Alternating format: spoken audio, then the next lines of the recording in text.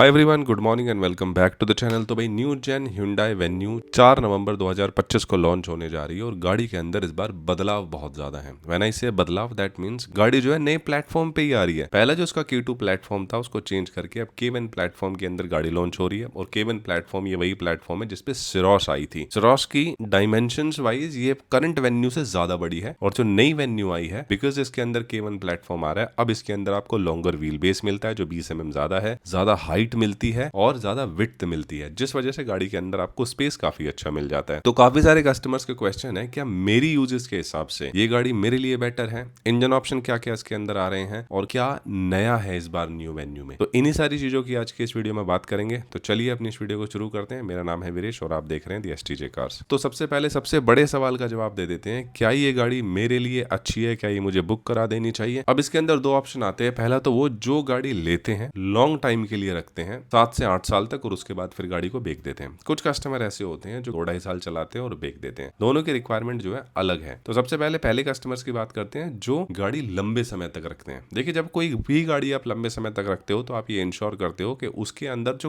Current feature आ रहे हैं वो फ्यूचर को ध्यान में रख के बनाए गए हो, मतलब कि अगले 2-4 साल तक जो फीचर कंटिन्यू रहेंगे वो आपको इस गाड़ी के अंदर मिल जाए। दूसरा, जो इसका टेक्नोलॉजी हो गाड़ी के अंदर वो रिलायबल हो। ऐसी ना हो जैसे महिंद्रा और टाटा के अंदर आती है, इशू आ जाते हैं बहुत ज्यादा, सनरूफ अटक जाती है, म्यूजिक सिस्टम अटक जाते हैं, एडास के फीचर जो है कई बार ढंग से काम नहीं करते हैं। तो वो सारी इश्यूज आपको Hyundai की गाड़ी में देखने को कम मिलते हैं। तो अगर एक टेक रिलायबल गाड़ी आप चाह रहे हो, ऐसी गाड़ी चाहते हो जो फीचर लोडेड हो and future loaded as well, तो आपके लिए Hyundai वेन्यू एक अच्छा ऑप्शन बन जाती है। दूसरे ऐसे कस्टमर होते हैं जो 1-2 साल गाड़ी रखते हैं, उसके बाद उनको रिसेल वैल्यू बढ़िया चाहिए होती है। तो ऐसी कंडीशन में भी इस गाड़ी की रिसेल वैल्यू अच्छी है, आफ्टर सेल सर्विस जो है गाड़ी की गुड है और साथ ही इसके जो पार्ट्स होते हैं ना वो इजिली अवेलेबल हैं, क्योंकि इसके अंदर जो इंजन अवेलेबल है एक तो वो किया के अंदर भी आ जाता है। ये इंजन आपके Hyundai की औरा के अंदर देखने को मिल जाता है 1.2 लीटर वाला, तो उसके पार्ट्स बड़े इजीली अवेलेबल हो जाते हैं। तो ऐसा कुछ सर्विसिंग में मेन इशू आपको नहीं आने वाला। तो उन कस्टमर्स के लिए भी ठीक है जो गाड़ी 2-2.5 साल चलाते हैं, बेच देते हैं, जिसको रिसेल अच्छी मिल जाएगी और आफ्टर सेल सर्विस भी बेटर मिल जाती है। और भाई तीसरे वो कस्टमर आते हैं जो थोड़ा सेफ्टी को ध्यान में रखकर गाड़ी खरीदते हैं। अब जैसा कि इसके अंदर K1 प्लेटफॉर्म आया और K1 प्लेटफॉर्म के साथ इसके अंदर BIW which is body in white structure दिया गया है जो क्रैश टेस्ट के टाइम पे सेफ्टी देता है। हॉट स्टैंपिंग टेक्नोलॉजी इसके अंदर यूज की गई है ताकि जो इंपॉर्टेंट पार्ट्स होते हैं उसको और मजबूती मिल जाए और साथ ही अल्ट्रा हाई स्ट्रेंथ स्टील का जो मिक्सचर है उसके यूज से गाड़ी के फ्रेम को तैयार किया गया है जिससे कि गाड़ी लाइट वेट भी हो। तो सेफ्टी में अभी तक जिनके क्वेश्चंस थे भाई उसके लिए ये अच्छी बात है कि K1 प्लेटफॉर्म है, सेफ्टी बहुत जबरदस्त देने की इस बार कोशिश की गई है। 6 एयरबैग आपको स्टैंडर्ड मिल रहे हैं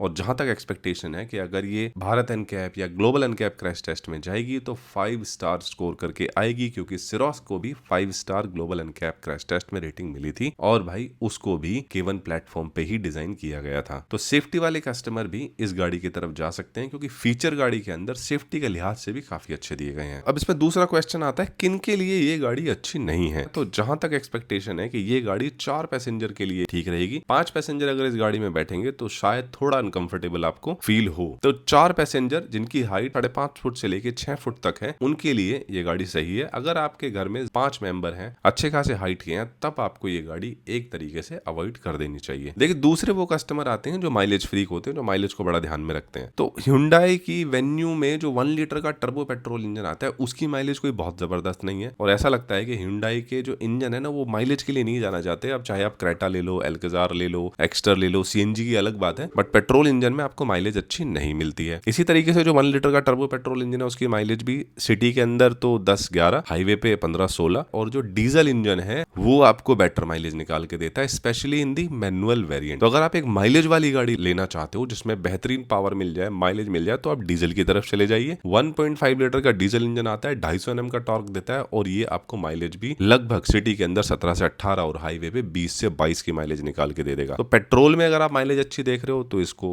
एक बार आप कंसिडर नहीं कर सकते, बट हाँ डीजल में अगर आप एक अच्छी माइलेज चाहते हो तो ये फिर आपके लिए एक अच्छी गाड़ी हो जाती है। दूसरी बात है कि जो सिटी के अंदर ज्यादा ट्रेवल करते हैं, दिल्ली टू गुड़गांव जिनका बहुत ज्यादा ट्रेवल रहता है, 70% सिटी के अंदर चलते हैं, तो उनके लिए जो इसका पेट्रोल में डीसीटी वेरिएंट आता है, क्योंकि पेट्रोल में कोई भी ऑटोमेटिक का और टॉर्क कन्वर्टर का ऑप्शन मुझे इसमें नहीं दिखाई दे रहा। 6 speed manual transmission, 7 speed DCT transmission के साथ आती है। तो आप इसका टर्बो मैनुअल 6 स्पीड ले लो या फिर 5 स्पीड मैनुअल ट्रांसमिशन वाला जो गियर बॉक्स है पेट्रोल में वो ले लेना, ज्यादा माइलेज निकाल के दे देगा। डीसीटी जो होता है वो सिटी और ट्रैफिक के अंदर ना हीट करता है, और हीटिंग इशूज के अंदर आने की वजह से वो मुझे जहां तक है ज्यादा समझ नहीं आता सिटी ड्राइविंग के हिसाब से। बट हाँ, अगर आपकी हाईवे ड्राइविंग है दैट टू 50 to 60%, तब फिर आप इसका 1 लीटर का डीसीटी वेरिएंट या फिर जो डीजल में आता है 6 स्पीड ऑटोमेटिक वेरिएंट उसकी तरफ जा सकते हो। तो ये कुछ बड़े क्वेश्चंस थे जो कस्टमर के बार बार आ रहे थे। बाकी अब थोड़ा गाड़ी को समझते हैं, जानते हैं कि क्या क्या इसके अंदर ऐसे फीचर हैं जो आपको एक्स्ट्रा मिल रहे हैं ओवरऑल पुरानी वेन्यू से नई वाली वेन्यू में। अभी सबसे पहले वेरिएंट समझते हैं। देखिए ओवरऑल इसके अंदर जो मुझे दिखाई दे रहे हैं 8 वेरिएंट तो इसके अंदर विदाउट एन लाइन दिखाई दे रहे हैं, मतलब जो पेट्रोल और डीजल के अंदर आएंगे। साथ ही जब ये गाड़ी लॉन्च होगी इसके साथ ही इसका एन लाइन टर्बो पेट्रोल के जो 2 अलग वेरिएंट है वो भी लॉन्च हो जाएंगे। तो ओवरऑल मुझे लगता है 10 वेरिएंट में ये गाड़ी आएंगी, लेकिन पहले तो उससे भी ज्यादा आती थी। बट जो इसका बेस वेरिएंट होगा HX2, सबसे अच्छी बात है कि उसके अंदर से ही आपको डीजल का ऑप्शन मिलता है जो मैनुअल ट्रांसमिशन के साथ आता है, और टर्बो पेट्रोल का ऑप्शन भी इसके HX2 बेस मॉडल से ही मिल जाता है जो 6 स्पीड मैनुअल ट्रांसमिशन के साथ आता है, और 5 स्पीड मैनुअल ट्रांसमिशन तो आएगा ही। तो HX2 जो वेरिएंट है मुझे लगता है कि वहीं से सबसे ज्यादा गाड़ियां बिकनी स्टार्ट होंगी, क्योंकि कस्टमर को डीजल ऑप्शन मिलता है, टर्बो ऑप्शन मिलता है, और पेट्रोल के अंदर 5 स्पीड मैनुअल ट्रांसमिशन भी मिलता है। अब जो प्राइस रेंज रहने वाली है HX2 वेरिएंट की, उसमें Hyundai जो कहीं ना कहीं कोशिश ये कर सकता है कि भाई इसके अंदर जो टर्बो आता है पेट्रोल 6 स्पीड मैनुअल ट्रांसमिशन, इसका प्राइस रेंज कहीं ना कहीं काइलैक या फिर 3XO या फिर किया की सोनेट आती है उसके आसपास रखा जाएगा। मतलब 7,80,000 रुपीज से जहां तक इसका प्राइस स्टार्ट हो सकता है टर्बो वेरिएंट का, और जो पेट्रोल आता है MT वेरिएंट उसका प्राइस 7,35,000 से जहां तक स्टार्ट हो सकता है। फिर उसके बाद इसका दूसरा वेरिएंट आता है HX4, जिसके अंदर आपको सिर्फ पेट्रोल में मैनुअल ट्रांसमिशन ही देखने को मिलेगा। तो HX4 जो है वो सिर्फ उनके लिए है जिनको पेट्रोल चाहिए, 1.2 के साथ आ जाता है। बट हाँ, सबसे ज्यादा जो इसका वेरिएंट बिकेगा वो बिकेगा HX5, क्योंकि HX5 में सारे ही ऑप्शन अवेलेबल हैं, including new diesel 6 speed automatic torque converter जो पहले सिर्फ सोनेट के अंदर आया करता था। तो HX5 वेरिएंट में आपको पेट्रोल MT मिलता है, टर्बो पेट्रोल 6 स्पीड MT मिलता है, 7 स्पीड DCT मिल जाता है टर्बो पेट्रोल में, 6 स्पीड डीजल मैनुअल ट्रांसमिशन मिल जाता है, और नया गियर बॉक्स भी मिल जाता है। तो सबसे ज्यादा वैल्यू फॉर मनी जो इसका वेरिएंट रहने वाला है